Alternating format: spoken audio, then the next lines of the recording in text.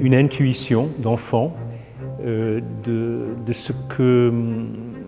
fait qu'on existe à travers une langue.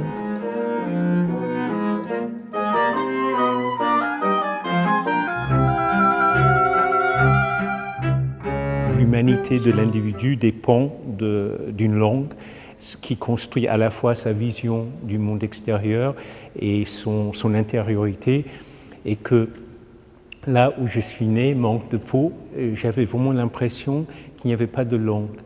C'est-à-dire que ce que parlent les gens là-bas où je suis né, ils arrivent à communiquer pour des choses matérielles, mais en fait, l'idiome sonore de ce lieu du Nouveau Monde qui se trouve entre le Canada et le Mexique, c'est un peu, je fais toujours la comparaison avec ce qu'on appelait le sabir. C'est ce qu'on trouve dans les pièces de Molière quand les personnages sont censés parler en turc ou une langue exotique. J'ai décidé d'aller à Paris pour apprendre le français. Et puis c'est quelque chose qui s'est imposé. Au bout de 6 mois, je savais que j'allais rester. Et bon, Paris, à cette époque-là, c'est une ville très fascinante, mais c'était avant tout la langue française qui m'attirait. Et aussi quelque chose d'étrange que je dis qu'on peut prendre comme on veut. Mais pour moi, en apprenant progressivement la langue française, je n'avais pas l'impression d'apprendre quelque chose d'inconnu, mais de me souvenir de quelque chose que j'avais oublié. C'était une sorte d'exemple de réminiscence platonicienne, comme si j'avais parlé français dans une autre vie. C'est plus complexe que ça, c'est pas simplement que ce n'était pas littéraire, mais que je m'en suis aperçu, je pense, quand j'ai appris à lire, et que j'ai commencé à lire donc de la vraie littérature, et j'ai compris que cette langue dans laquelle je lisais, et même des traductions, je lisais par exemple Jules Verne en traduction, mais c'était plutôt des traductions de bonne qualité, que ça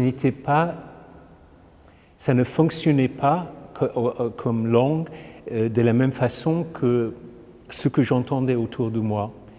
Que j'ai compris que dans cette langue que je lisais, il était possible de penser, de développer une pensée, de ressentir des émotions profondes, et que ce n'était pas possible.